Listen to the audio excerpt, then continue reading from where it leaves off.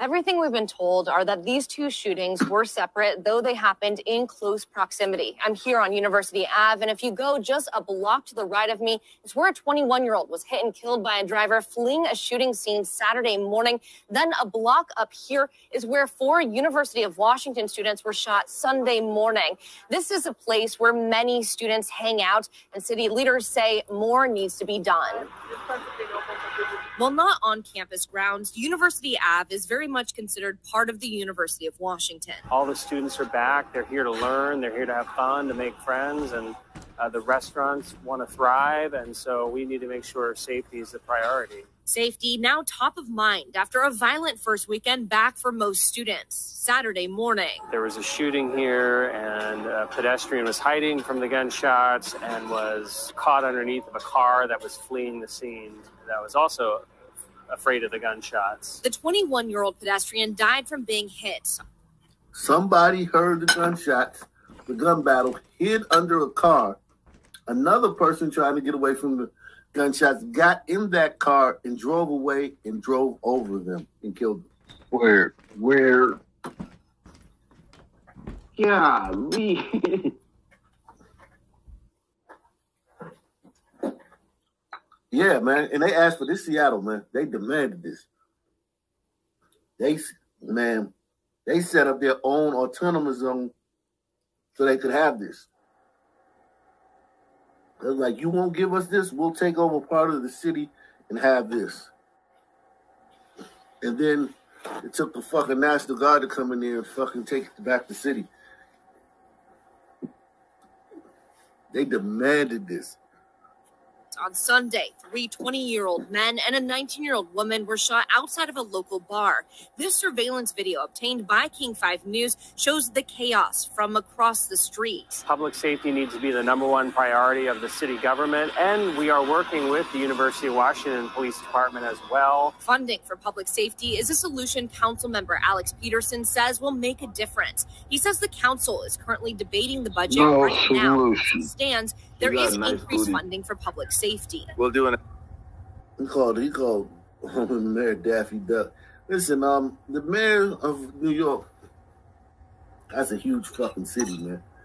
That's a huge fucking city. But at the end of the day, none of these mayors is not really can do anything. It's the DAs, man. The mayor, all the mayor can do is stand up to the DA. If the mayor's not standing up to the DA and publicly blasting the DA, then he's with it. But if the mayor's doing everything they can to get the DA to do their job, the DA won't do their job, I put it on the DA. Even the police chief, I mean, I'm not going to put it on the police chief. Police chiefs can't really do nothing. I mean, they arrest people. Every time we see one of these guys, they've been arrested. He's been arrested 30 times. He has such and such felonies. But they've been arresting him. I mean, just a fucked up situation. Council member Alex Peterson says will make a difference. He says the council is currently debating the budget right now. As it stands, there is increased funding for public safety. We'll do an analysis of the immediate problem, see what solutions need to be put in place.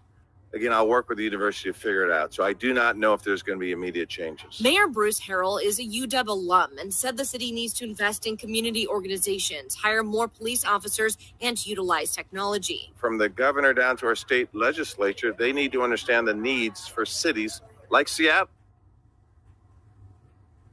These people are so fucking full of shit.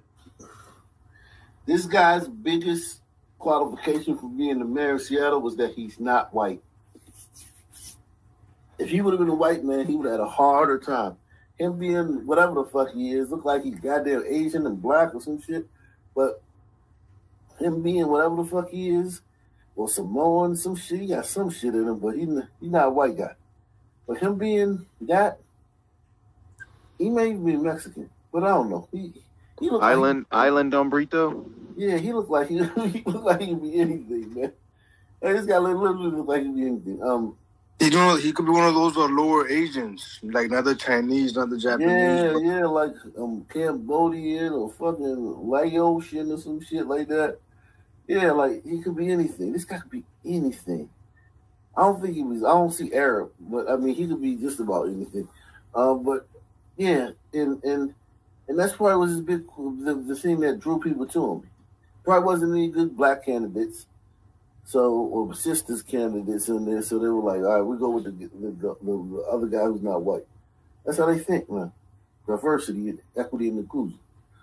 The largest city to have the freedom to be able to put in the laws to protect ourselves. When asked if Seattle police will increase patrols, North Precinct Captain Grossman, in a statement, said they have been attempting to provide emphasis patrols, but resource constraints are a constant challenge. The chief of police here for Seattle is talking with the University of Washington police, and I expect them to have a plan this week for what they can do short term.